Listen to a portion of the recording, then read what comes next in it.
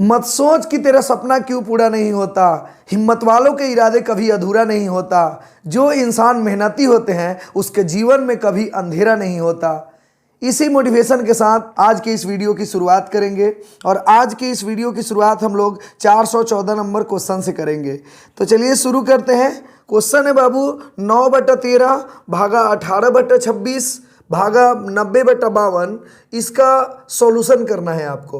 तो चलिए देखिए यहाँ 9/13 है, भागा 18/26 है और भागा 90/52 है। ठीक है, तो इसको क्या करेंगे बाबू कि 9/13 और भागा है इसको गुना में चेंज करेंगे तो 26/18 कर लेंगे, और फिर ये भागा है तो इसको गुना में चेंज करेंगे तो 52/90 कर लेंगे। पलट जाता है अगर भागा से गुना में चेंज किया जाए तो। ठीक है, अब इसे सॉल्व कर लीजिए, आपका आंसर आ जाएगा। तो 9 से 9 दूनी 18 और 13 दूनी 26 से 26 खत्म हो जाएगा, और ये 2 से 26 दूनी 52 और 45 दूनी 90, यानी 26/45 आपका आंसर आ जाएगा। यही आपका उत्तर हो जाएगा, ऑप्शन नंबर ए आपका आंसर हो जाएगा। ठीक है, अगला क्वेश्चन 415 नंबर देखते हैं बाबू। 5 अंकों की छोटी सी छोटी संख्या क्या है जो 12, 24, 48, 60 और 96 से पूर्णतः विभाजित है? तो इस क्वेश्चन को बनाने के लिए बाबू सबसे पहले एलसीएम आपको निकालना होगा, क्योंकि 5 अंकों की छोटी सी छोटी संख्या जो 12, 24, 48, 60 और 90 से पूरी विभाजित है, वह 5 अंक की छोटी सी छोटी संख्या बताना है। तो 5 अंक की छोटी सी छोटी संख्या बोलेगा तो 1 पर 4 जीरो लगाइएगा, तो ये 5 अंक की सबसे छोटी संख्या है, इससे छोटा कोई संख्या नहीं है। तो इसके ऊपर ही हम आप ले सकते हैं 5 अंक की संख्या, सबसे छोटा ये हम ले लिए। तो वो संख्या बताना है कि इन सभी से 5 अंक की संख्या भी हो, इन सभी से पूरी विभाजित हो। तो बहुत सारे संख्याओं से पूरी विभाजित संख्या पता करना हो तो पहले सारे संख्याओं को एक संख्या बनाइएगा, और एक संख्या बनाने के लिए ना हम लोग एलसीएम लेते हैं, लघुत्तम लेते हैं। तो इन सारे संख्याओं को एक बनाइए एलसीएम लेकर। एलसीएम लेने का शॉर्ट टेक्निक ये है कि पप्पा वाला मेथड लगाइएगा। पप्पा वाला मेथड का मतलब होता है कि 12 का पप्पा यानी 12 के पहाड़ा में जो आ जाएगा ना वो उसका पप्पा होता है। तो जिसका पप्पा मौजूद होगा बेटे की कोई ज़रूरत नहीं होगी। यानी 12 के पहाड़ा में 24 आता है, यानी इसका पप्पा मौजूद है, 12 की कोई ज़रूरत नहीं है।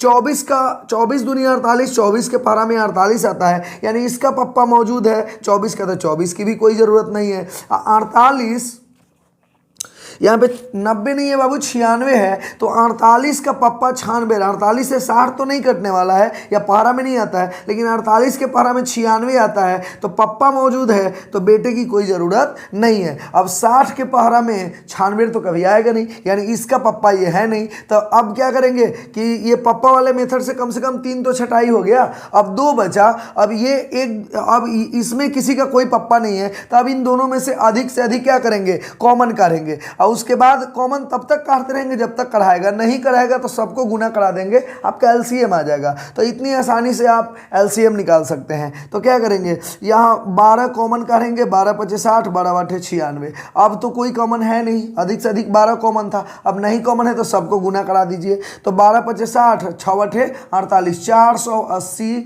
आपका एलसीएम आ जाएगा। यानी इन सभी का एलसीएम 480 आया। इसका मतलब है कि जो 480 से जो संख्या कटेगा ना वो इन सभी संख्याओं से कटेगा। 480 से अब 1000 में इसमें भाग लगाएंगे। ठीक है, तो 480 से 1000 में हम भाग लगाते हैं बाबू, सॉरी 10,000 में भाग लगाते हैं, 5 अंक का है। तो अब 480 से पहले भाग लगाते हैं। ठीक है, तो 480 दूनी 996 हो जाएगा, ये 0 हो जाएगा, 10 में से 6 गया 4 और यहाँ बचा 9, ये 400। अब ये 0 दे के अंक उतारेंगे, छोटा पड़ रहा था तो 0 दे के अंक उतारेंगे, अंक तो है नहीं, यानी यहाँ पे शेष बचा आपका 400। ध्यान दीजिएगा बाबू, गौर से समझिएगा ध्यान से।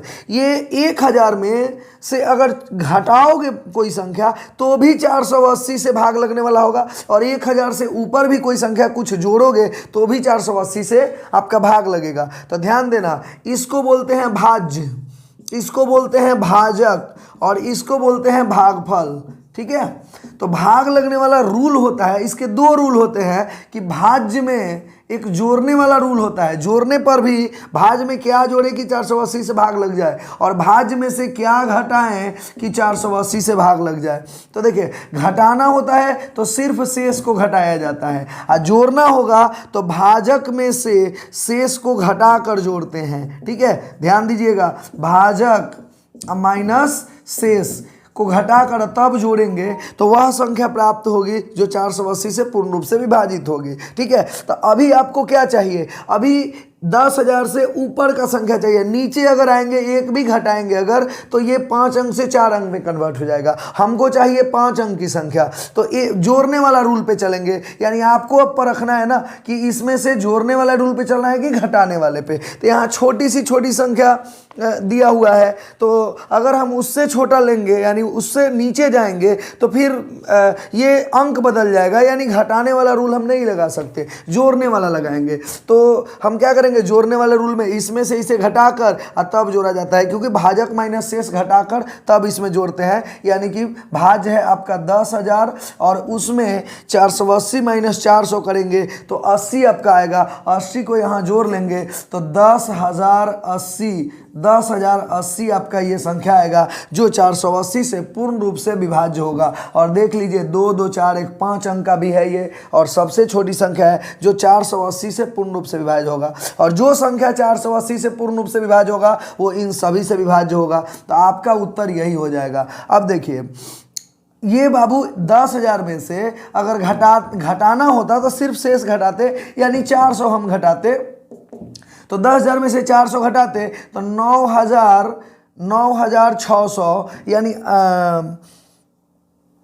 9,600 आता। तो बताइए, ये 9,600 भी 480 से भाग लगने वाला होता, लेकिन कितने अंक का है देख लीजिए, 4 अंक का आपका है, और हमें चाहिए था 5 अंक का। इसीलिए ये तो कटने वाला तो आंसर आता, लेकिन हमें 5 अंक का चाहिए था, इसलिए ये घटाने वाला रूल नहीं लगाए हैं हम। ठीक है, तो उम्मीद करता हूं कि अच्छे से आप लोग को ये बात समझ में आई होगी। अगला क्वेश्चन देखते हैं, 416 नंबर। 415 का आंसर आपका डी हो जाएगा, 10,080। ठीक है, अब अगला क्वेश्चन देखते हैं 416 नंबर। 416 नंबर क्वेश्चन है, एक्स वाई और जेड एक काम को 18 दिन में समाप्त करते हैं। यदि एक्स अकेला उसी काम को 36 दिन में समाप्त कर सकता है और वाई अकेला उस काम को 60 दिनों में समाप्त कर सकता है, तो जेड अकेला उसी काम को कितने दिन में समाप्त करेगा। तो ध्यान दीजिएगा बाबू, यहाँ देखिए, एक्स वाई और जेड तीनों मिल के एक साथ काम करे तो 18 दिन में करेगा, और एक्स अकेला काम करता है 36 दिनों में, और वाई अकेला करता है आपका 60 दिनों में काम करता है। तो आपसे जेड के बारे में पूछा है कि अकेला उस काम को कितना दिनों में करेगा। ठीक है, तो ध्यान दीजिएगा, ये एक्स वाई जेड तीनों का मान दिया है और एक्स और वाई का अकेले अकेले मान दिया हुआ है। जेड पूछ रहा है, अगर हम एक्स वाई जेड में से एक्स और वाई को घटा लेंगे तो जेड का मान आ जाएगा। ठीक है, यानी कि इसको मुझे घटाना है तो क्या करेंगे, इन तीनों का एलसीएम लेंगे। जेड का मान निकालना है तो हम अच्छी तरह जान चुके हैं कि इसमें से हमको इन दोनों को घटाना है तो जेड का आ जाएगा। तो तीनों का एलसीएम लेंगे, 18, 36 और 60 का एलसीएम। तो 18, 36 और 60 का एलसीएम लेंगे। पप्पा वाला रूल लगाइए आराम से। अभी 18 का पप्पा मौजूद है 36, और 36 के पप्पा तो है नहीं। अब अधिक से अधिक कॉमन कर लीजिए, अधिक से अधिक आपका कॉमन होगा 12, 12 तिया 36, 12 पचे 60। अब कोई कॉमन नहीं है तो सीधे आप क्या करा देंगे, गुना करा देंगे। तो क्या करेंगे, गुना करते समय भी 12 में पहले 5 से कराएंगे ताकि आपका 0 वाला आ जाए संख्या। तो 12 पचे 60 है, 36 18, 180 आपका एलसीएम आ जाएगा। ठीक है, और प्रत्येक से क्या करेंगे कि आप यहाँ भाग लगाएंगे, लेकिन इन दोनों को घटाना है तो पहले 18 से भाग लगाएंगे 180 में, तो 18 दहा 180। इसको चूंकि घटाना है तो माइनस 36 से 180 में भाग लगाएंगे तो 36 पचे 180। फिर इसको भी घटाना है तो माइनस कर देंगे, 60 से 180 में लगाएंगे तो 3 36 18 हो जाएगा। यानी 180 या बटा 10 में से 5 गया 5, अब 5 में से 3 गया 2, और 2 से 180 में भाग लगाएंगे तो 90 बार में जाएगा। अर्थात जेड, अब जेड का मान आपका आ गया, जेड आपका 90 दिनों में अकेले उस काम को कर देगा। तो यही आपका आंसर हो जाएगा, 416 का बी आंसर हो जाएगा। ठीक है, अगला सवाल देखते हैं 417 नंबर बाबू। आपके स्क्रीन पर एक पाई चार्ट गया होगा, उसको ध्यानपूर्वक पढ़िए। वो पाई चार्ट आपका डिग्री में दिया हुआ है और वो 4 भागों में विभक्त है वो पाई चार्ट, और उसकी कुल आय जो दी गई है वो इकाई दहाई सैकड़ा हजार 10,000 लाख 3,60,000 रुपए है। तो उसके दूसरे सप्ताह की आय ज्ञात करना है। तो देखिए 4 सप्ताह का डाटा दिया गया है। पहला सप्ताह का 90 डिग्री है, दूसरा का 120 डिग्री, तीसरा का 105 डिग्री, चौथा का 45 डिग्री। ठीक है, तो उसकी दूसरे सप्ताह की आय ज्ञात करनी है। तो ध्यान दीजिएगा 417 नंबर सवाल, दूसरे सप्ताह की आय। ठीक है, तो ध्यान दीजिएगा दूसरे सप्ताह में कितना डिग्री का कोण है, 120 डिग्री का है, और कुल आपका दिया हुआ है 3,60,000, क्या नहीं सैकड़ा हजार 10,000 लाख 3,60,000 दिया है। तो ये कुल जो है ना प्रतिशत के रूप में बोले जाए तो अपने आप में 100% है, और डिग्री में बोले जाता है 360 डिग्री। तो देखिए सेकेंड का पूछा है तो 120 डिग्री का मान है, इसको आप प्रतिशत में पहले चेंज करिए। ठीक है, तो 120 डिग्री को अगर आप प्रतिशत में चेंज करेंगे तो बट्टा में 360 किया जाता है और गुना में 100 किया जाता है, ये उतना परसेंट आ जाएगा। ठीक है, तो ये प्रतिशत के रूप में हो गया। और सेकेंड का आपसे पूछा है दूसरे सप्ताह की आय, तो बस अब कुल का इतना परसेंट निकाल दीजिए, आपका आंसर आ जाएगा। तो देखिए ये प्रतिशत जो आया ना, ये प्रतिशत, तो उसके लिए बट्टा में अगर आप 100 करिएगा बाबू इसको, तो 100 से 100 कट जाएगा। तो इसका मतलब है कि 120 तिया 360, यानी 1/3 भाग अगर आप निकाल देंगे ना तो 3,60,000 का तो आपका आय आ जाएगा। तो 3,60,000 का 1/3 कर लीजिए, आपका आंसर आ जाएगा। ठीक है, तो 3 से काटेंगे 12 तिया 36, 12 पर 4 गो 0, यानी आपका 1,20,000 आ जाएगा। यही आपका आंसर हो जाएगा। ठीक है, तो उम्मीद करता हूं कि समझ में आ गया होगा आपको। अगर नहीं समझ में आया तो आप ये अगर आपको यहाँ पे मैंने इसको सॉल्व करके तब 1/3 लिखा है, अगर आप ये 1/3 आपको डायरेक्ट लग रहा है कि ये कैसे ला दिए, तो आप आसानी से करिए कि 3,60,000 का 120 डिग्री को अगर आप परसेंटेज में चेंज करना चाहते हैं तो 360 गुने 100 उतना परसेंट। तो परसेंट के लिए बट्टा में आप क्या करेंगे, 100 डालेंगे। अब इतना निकाल दीजिए, आपका आंसर आ जाएगा आय का। तो वही बात हो गया, 100 से 100 खत्म हो जाएगा, 0 से 0 खत्म हो जाएगा, 12 तिया 36, 3 से 12 तिया 36, आपका 1,20,000 आ जाएगा। तो यही आपका आंसर हो जाएगा। ठीक है, तो 417 का बी आंसर हो जाएगा आपका।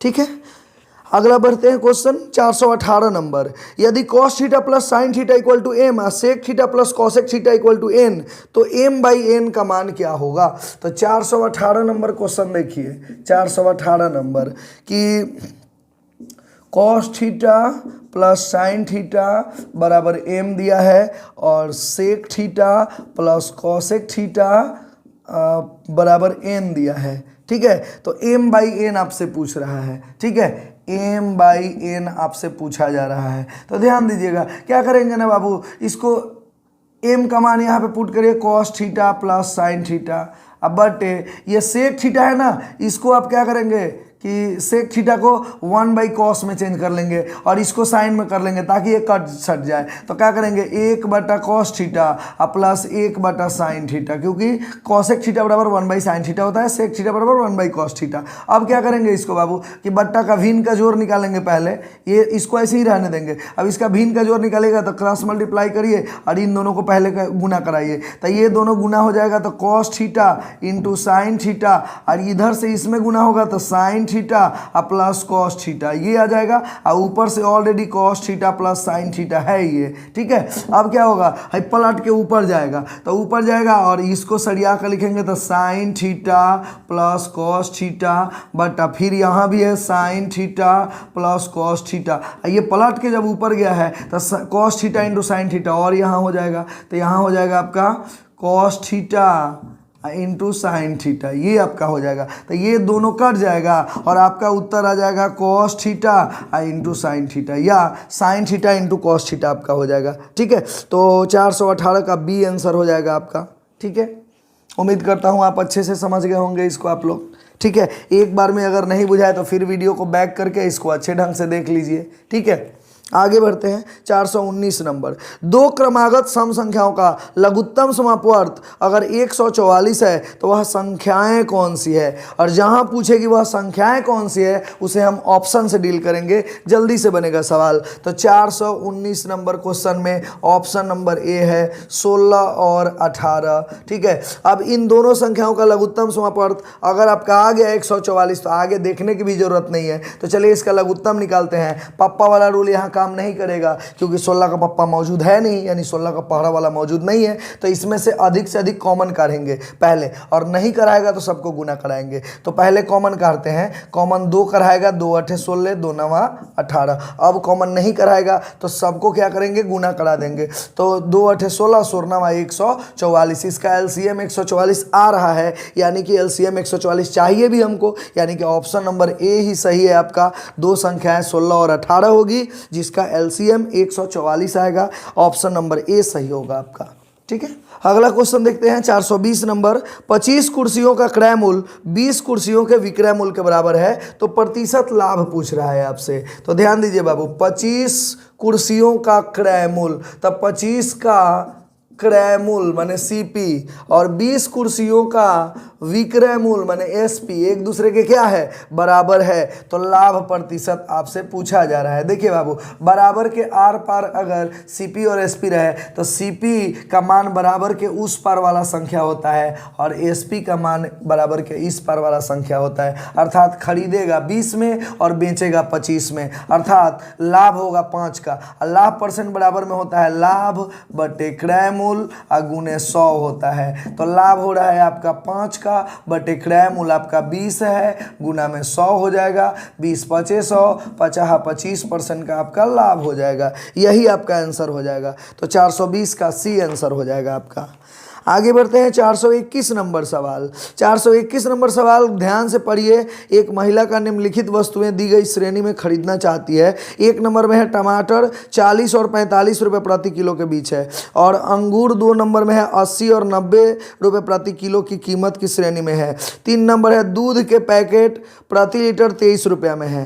तो निम्नलिखित में से कौन सी दुकान से उसे निश्चित रूप से उसकी सभी वस्तुएं मिल जाएगी, माने जितना रुपये किलो जो है ना, वो इस ऑप्शन में देखिए कि कौन ये जितना रुपए किलो है उतना के बराबर आपका हो रहा है। ठीक है, तो ऑप्शन नंबर ए को ध्यान से देखिएगा कि प्रति आधा किलो टमाटर 22.5 रुपये में मिलेगा। तो बोलिए टमाटर कैसे किलो था, 40 से 45 के बीच था, तो 22.5 रुपये प्रति आधा किलो मिल रहा है। तो आधा किलो का दाम 22.5, तो 1 किलो का दाम 45, यानी 40-45 के बीच चाहिए था, मिल रहा है। अच्छा, अंगूर है कि 24 रुपये किलो। अंगूर हमको चाहिए था, उस महिला को चाहिए 80 से 90 रुपये प्रति किलो के बीच। तो अंगूर का तो यहाँ पे डाटा अलग आ जा रहा है, वहाँ पे चाहिए 80 से 90 रुपये किलो, यहाँ 24 रुपये ही प्रति किलो दिख रहा है। ठीक है, अंगूर 24 रुपया में प्रति किलो हो रहा है, तो ये आपका 80 से 90 के बीच नहीं हो रहा है। ऐसे चाहिए कि ऊपर वाले ही रेट में लेना है, इसलिए ऑप्शन ए गलत हो जाएगा। बी पर आते हैं। अंगूर 21 रुपये प्रति 1/4 किलो। तो ए अंगूर 21 रुपये 1/4, तो यानी 1/4 का दाम 21 रुपया, तो 1 किलो का दाम 21 चौक 84 रुपया, अर्थात 80 से 90 के बीच आपका अंगूर आ रहा है। ठीक है, तो ये लग रहा है कि सही है। आगे बढ़ेंगे, दूध का देखेंगे। 12.5 रुपये में आधा लीटर दूध, तो 25 रुपये में 1 लीटर दूध। और दूध के पैकेट प्रति 23 रुपये लीटर चाहिए, और यहाँ 25 रुपये लीटर नजर आ रहा है बी नंबर ऑप्शन में, इसलिए ये भी गलत हो जाएगा। एक तो सही है लेकिन दूसरा गलत हो रहा है। तो सी नंबर ऑप्शन देखेंगे। सी नंबर ऑप्शन है 11.5 रुपया में आधा लीटर दूध मिलता है। तो 1 लीटर दूध कितना में मिलेगा, तो 11 दूनी 22, आधा का डबल 1, तो 23 रुपये लीटर हो जाएगा। यानी एक रूल फॉलो कर रहा है सी नंबर ऑप्शन। दूध का तो 23 रुपये चाहिए, 23 रुपये हो रहा है। टमाटर देख रहे हैं 21 रुपये प्रति आधा किलो, तो आधा किलो के दाम 21 रुपया। ठीक है, दूध वाला तो रूल फॉलो कर रहा है। टमाटर आधा किलो के दाम 21 रुपया, तो 1 किलो के दाम 42 रुपया। और टमाटर 40 से 45 के बीच चाहिए ही, तो टमाटर वाला भी रूल फॉलो कर रहा है, 42 रुपये किलो पड़ रहा है। और तीसरा देख रहे हैं कि 43 रुपये का आधा किलो अंगूर चाहिए, तो आधा किलो अंगूर 43 रुपया, तो 1 किलो अंगूर आपका 43 दूना 86 रुपया, तो 86 रुपया भी अंगूर चाहिए। और अंगूर 80 से 90 के बीच होना चाहिए और है भी, यानी तीनों रूल फॉलो आपका सी नंबर ऑप्शन कर रहा है, महिला को ये सी नंबर ऑप्शन वाले के हिसाब से लेगी तो उसको निश्चित रूप से जो पहले दिया गया है उस हिसाब से मिल जाएगी रेट में। तो आपका ऑप्शन नंबर सी आंसर हो जाएगा। तो इसे मुंह जबानी भी बना सकते हैं, थोड़ा सा कॉमन सेंस लगाना है। डी आपको देखने की भी ज़रूरत नहीं है, टाइम पास की कोई ज़रूरत नहीं है, वो रूल फॉलो नहीं करेगा। तो उम्मीद करता हूं कि ये समझ में आया होगा आप लोगों को अच्छे ढंग से। इस वीडियो में इतना ही रहने देते हैं बाबू, मिलते हैं फिर अगले वीडियो में। अगले वीडियो की शुरुआत हम लोग 422 नंबर क्वेश्चन से करेंगे, लेकिन इस क्वेश्चन को दे रहा हूं, इसका जवाब आप लोग कमेंट बॉक्स में लिखकर जरूर दीजिएगा। क्वेश्चन है, यदि y बराबर 2x - 1 बाई x प्लस 3 है और y इक्वल टू 1 है तो x का मान ज्ञात करें।